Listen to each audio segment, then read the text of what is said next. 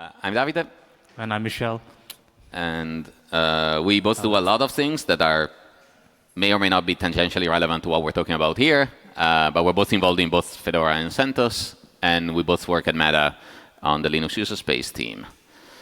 So this talk would be about the work we've been doing on the CentOS Proposed Updates SIG. But before we talk about that, we'll give a quick overview of what CentOS is and where this fits in the space, in case you're not familiar with it. So there are some rumors in the news that CentOS is dead, and it's not really. There are some branding problems, but the problem is that the classic CentOS, CentOS Linux, basically got EOL'd, and the replacement is CentOS Stream, which is slightly different. CentOS Linux was a rebuild of RHEL, and if you want that right now, you can use AlmaLinux or Oracle Linux or one of the other ones. RHEL. Or RHEL, yes, like RHEL is free for 16 people, I think. CentOS Stream is now continuous delivery for the upcoming Red Hat Enterprise Linux. So it's slightly ahead instead of slightly behind. And yeah, basically, so before a major CentOS RHEL comes out, CentOS Stream will have a branch that's a preview of the upcoming one. And before any new minor release comes out, you can already see what's going to land in CentOS Stream.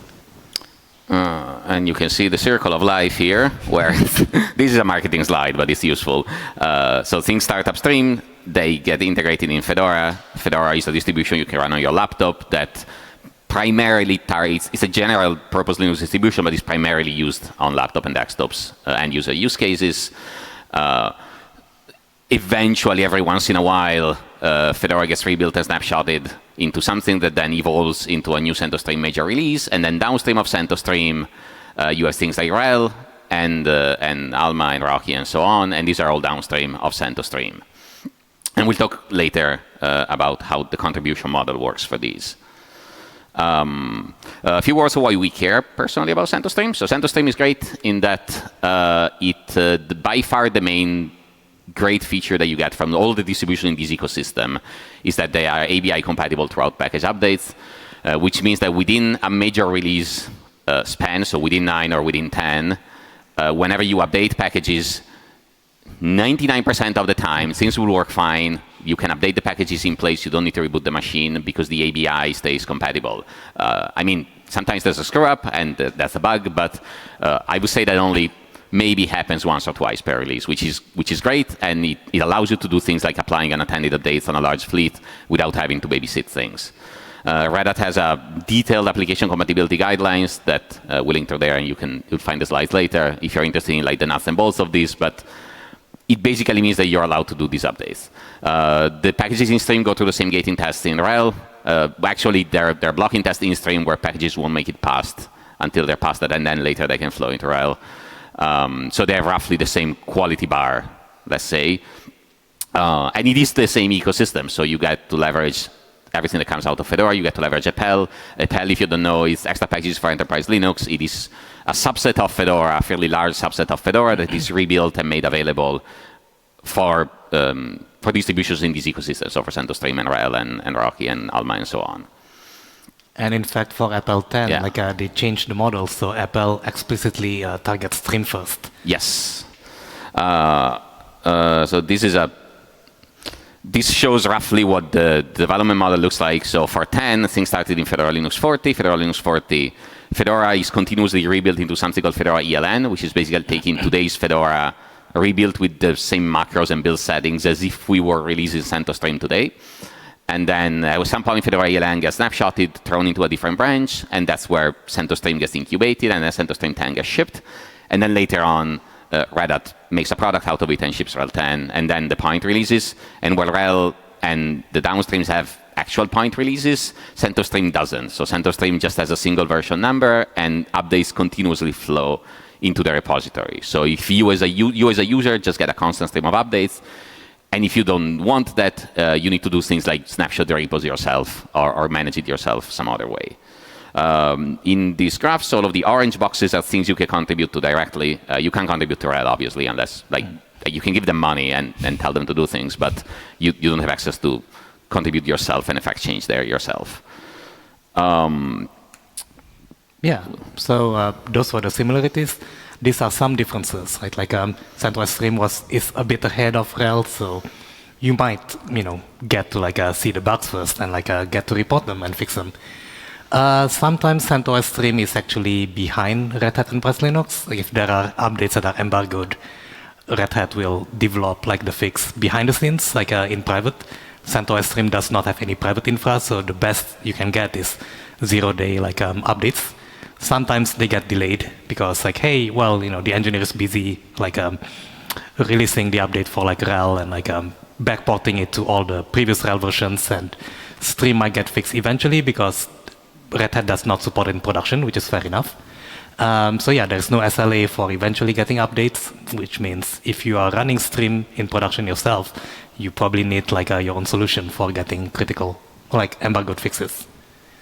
Davide mentioned that this is not quite right, there are some metadata to know which updates are security, but they are not part of the DNF repos that you consume. Yeah, on RHEL and other distros, you can do DNF update security, and it'll just give you security updates. Because of the way the repos are constructed, this isn't a thing on Stream, but the same data is available via another way. Yeah, and part of the work that we're going to talk about for proposed updates is designed to address some of these issues. So I mentioned contributing. You can contribute to Stream in two ways. You can, I thought we killed that slide. You can send MRs, and the distro is developed in the open on GitLab, so you can just send MRs on GitLab. There is an actual process for doing this where you're supposed to file issues in Jira so the maintainers know to look at the MR. But you can just send MR, and that's how the distribution is developed upstream. And this is for all of the packages of the distro, but also for all the release engineering infrastructure, the tooling, the source of some of the packages, because some packages are maintained, like the kernel, for example. The actual source code of the kernel there is there because the RHEL kernel is kind of a downstream adaptation of the Linux kernel with a bunch of stuff on top. So these are all managed there, and you can send merge requests. But I would say where most of the actual innovation and development work within Stream happens is within special interest groups. And special interest groups are effectively self-governed groups of people that are interested in doing work within an area and get provided resources by the project and can do work there. Michelle and I are involved in a bunch of these, and we'll talk about two of them in a minute. But in general, this is the space where if you want to do work with Stream or you want to use Stream for something, this is likely where you want to start, and these are likely the people that you want to talk to. And the Fedora, for what it's worth, has a similar model with SIGs. I would say the Fedora one is probably a bit less formal than the CentOS one, but it is a similar concept that many distros are. So one SIG that we both work on is Hyperscale. Hyperscale was started quite a few years ago at this point. And the idea was to have a space so that folks working on large-scale deployments could work together on common tooling, common infrastructure, because everybody would kind of reinvent in-house the same things, and this way we could just do them out in the open and people could reuse them. So we originally founded the SIG, and we're there as Meta, but it's not just us. There's unaffiliated folks that's from other companies. Generally, what you find in here is backports and faster moving packages than the stock distribution. So for example, we have a backport of systemd that tracks the latest systemd mainline. So you generally have the latest systemd release, or at worst, the latest -1, because we haven't updated yet. And this is what we run in production at Meta, but it's something that you can also use. We also have backports for things like low-level system user space, I would say. So both things like core utils, for example, because maybe we had a patch upstream and we fixed a thing and we want to get it in sooner. But also things like, I don't know, we have backports for Vim because developers really like having an up-to-date Vim, so why not? You can just install that if you have a stock CentOS Stream system. You can just run that, and that'll give you the repos. And you can either cherry pick the single packages you want, or you can get the whole thing. There's other stuff in Hyperscale, but that's not super relevant for this. We've both done many talks about Hyperscale in the past that you can find online if you're interested. But over the years, one thing we sort of started abusing this for as well was shipping temporary fixes, because the contribution process for CentOS Stream can take quite a while. Like sometimes you'll send the MR, and then you have to wait for the maintainers to do something. There's a fairly involved approval process within Red Hat for how to get this thing actually shipped. So it was not uncommon to have to wait like a month for your fix to ship, which is not ideal if it's fixing something you need fixed yesterday. So for a lot of these, we started building fixed packages in Hyperscale and shipping them. And then when the distribution would catch up, we would untag them from Hyperscale and move on. And this is fine, but this stuff wasn't specific to Hyperscale. So it felt a bit weird to have it within there. So that's where proposed updates came in. So yeah, like I think we initially want to call it something else, and then Fast track. Yes. And apparently it has some connotations. Fast track was the name of a repo that Red Hat provided in the old RHEL, and then later in CentOS Linux, so it was deemed confusing, which, yes. And proposed updates happens to be the one that Debian already used anyway, Yes. so it's kind of the same thing, so why not? So yeah, like this is a new SIG that got spun off from Hyperscale just for building changes already queued for stream. So basically we say like, you must already file a Jira to tell Red Hat, hey, by the way, there is this bug. And you must already have a GitLab merge request. And then like for these packages, we can say, okay, let's, this seems, so we are not signing up to build every qualifying update. We are saying if we care about it, if someone in the SIG cares about it, and they will build it, and then they have to actually like be in charge of it and say, well, once it's in, you have to untag this thing because you don't need it anymore. And we track anything we want to build, and we say like, hey, we want to build this, like for which CentOS release, and like what kind of update is this, like this enhancement, security update, bug fix. Unlike Hyperscale, for Hyperscale, like we only care about x86 64 and Arch 64 because we don't have no company that we know that run Hyperscale cares about PowerPC, Yes. so we don't build for them. For proposed updates, because we intend this to be used by anyone running Stream, it builds on any architecture that Stream is actually supported on. And since it's only going to be minor fixes anyway, we figure that even if we cannot test on actual hardware, it should be safe enough to deploy. And like if it's not, then someone will tell us. So it built on everything that we can build in CBS, which unfortunately for CentOS 9 users means no 32-bit support, since CBS never supported. It's not a problem for CentOS 10, since in CentOS 10, 32-bit support is dead anyway. And yeah, so you can use it on Stream, you can use it on anything that's rebuilt of Stream, like AlmaLinux Kitten. We technically can build for RHEL as well, but we are not doing it at the moment because nobody asked for it yet. Yeah, it also doesn't make a ton of sense to use this on RHEL, in my opinion, because if you're actually using RHEL, you're going to have a relationship with Red Hat, and at that point, if you need a fix faster, you should just talk to your TAM and sort it out that way. Yeah, and I think Alma does their own temporary security updates anyway, so. Yeah, but you can use this on Stream and you can use this on Kitten, which is the Stream-like thing that Alma has. And I don't think we've tested this on other derivatives, but I don't see why it wouldn't work on theirs. No, like once we launch it properly, I'm sure like someone will tell us it doesn't work on something. But yeah, so as we said, the target is anyone deploying Stream that needs something slightly faster moving, and that needs to get these updates in. The idea is that if you are contributing a thing to Stream and want it built there, I mean, you can ask, but ideally you would engage in some way and at least make sure the fix actually works, and that when it's caught up upstream, it's untagged. I think there it is. Yeah. I think we've shipped quite a few of these already, and it's been a pretty successful process so far. This is just the issue tracker, so you can see some example. But it's a mix, I would say, of bug fixes, security CVEs, and like minor feature enablement stuff. Like general, can you please rebuild this package with this extra flag? Or, do you mind rebasing this to this minor release that fixes this thing? Which is stuff that generally does get into CentOS Stream and RHEL, but that might take a while because folks have to discuss and see whether it's worthy or not. Yeah, I think we got all the security ones in. The Matter backport is feature enhancement, so pretty sure that one is still stuck. Yeah, I would say. Which is fine. Some of these are borderline on whether you would consider them like worthy, like the Matter one, but we tend to err on the side of having more content, and then worst case we can always yank them. Oh yeah, this was like the justification, but you can see here that like for this specific example, this reference is the MR that went into stream that was merged already, and that you can see when it was fixed. So in this case, when upstream releases -10, we would drop hours, and hours, the never of hours is set up in such a way that -10 would win over it anyway if you're just doing bare updates without pinning packages. That should work almost all the time unless there's packages with really weird nevers.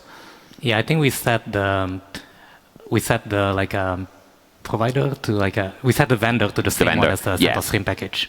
Oh yeah, that's a good point. So in DNF has this concept of vendors. So when you build packages, you can set the vendor, and if you set the vendor to something different from the distribution string, you can configure DNF to not allow swapping packages between vendors.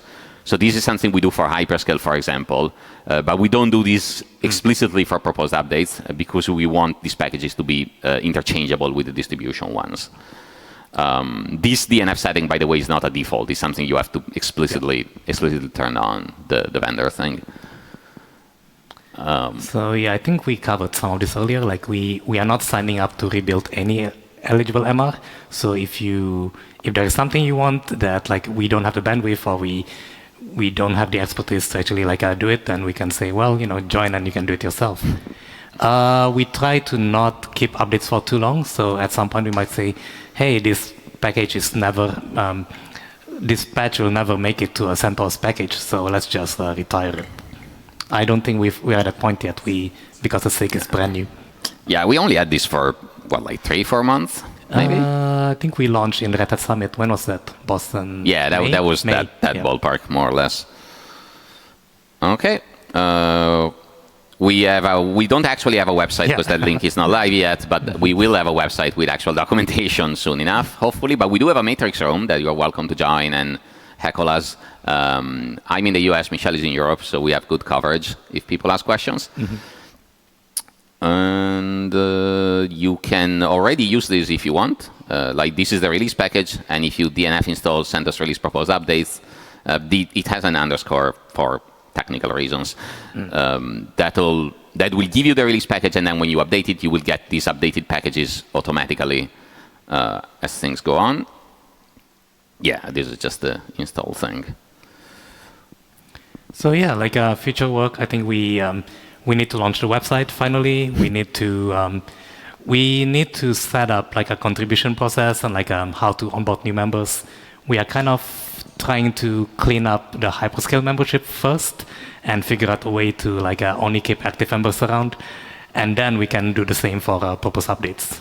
Yeah, the other thing that would be nice here is having some like automation for metrics tracking to see how long it takes for things to make it into stream, and how long we have to keep carrying these, and in which areas to help inform future work, especially for future releases. I think that's all we had. We are actually on time, which is nice. Wonderful. So there's room for questions.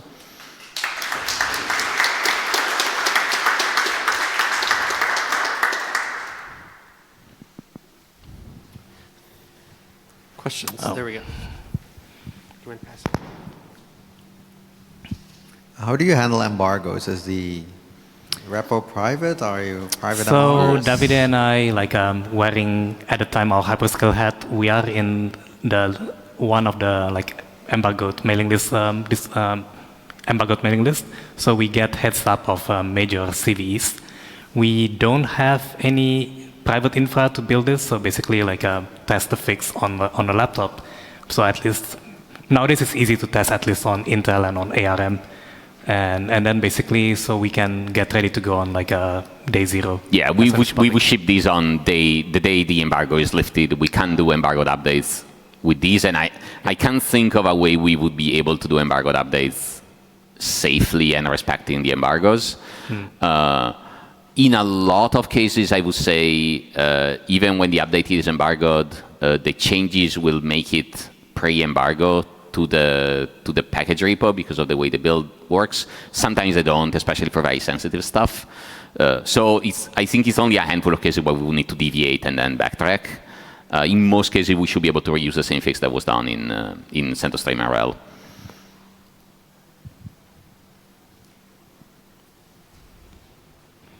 The Samba one was fun, right? It's before our time, but there were those fixes that were masked for like 6 months.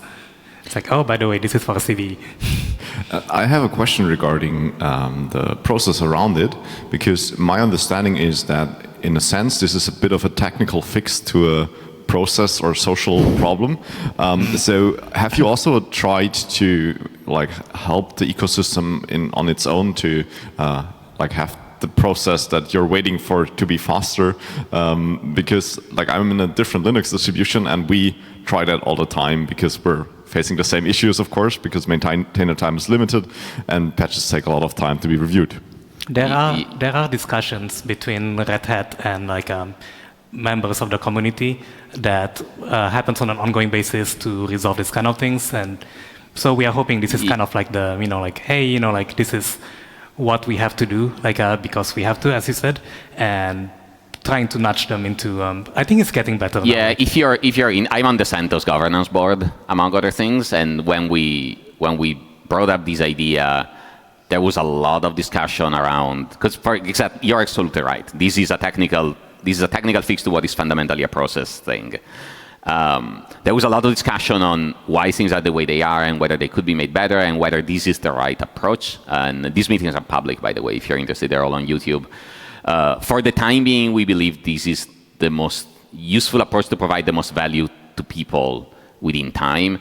There is the main constraint with CentOS Stream is that while in Fedora packages are maintained by individual volunteers, in CentOS Stream every single package is maintained by Red Hat employees. And Red Hat employees, like all people with a job, have an actual job. And their actual job has responsibilities that include things beyond responding to merge requests. So they're not going to spend every single minute of their day looking at tickets coming in and responding merge requests.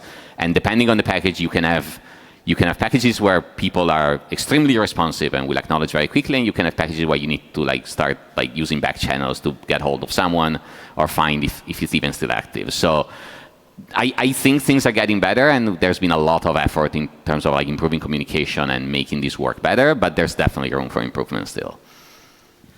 I thought I saw a hand up front.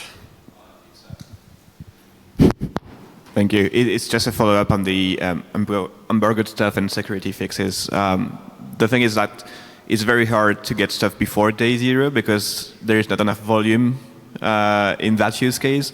Linux does it because they merged fixes with technical description not related to CPU in the flow of all the commits. So that works. And when it's released, it's there already.